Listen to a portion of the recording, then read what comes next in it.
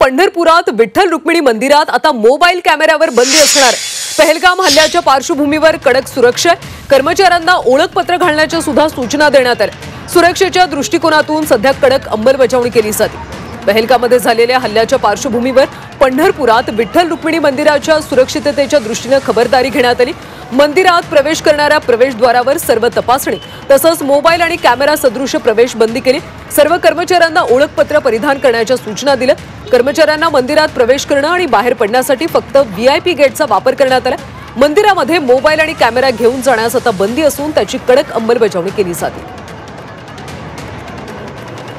मंदिरामध्ये प्रवेश करणाऱ्या भाविक भक्तांचे मोबाईल तसेच मोबाईल सदृश कॅमेरा अथवा इलेक्ट्रॉनिक वस्तू यांना बंदी करण्यात आलेली आहे।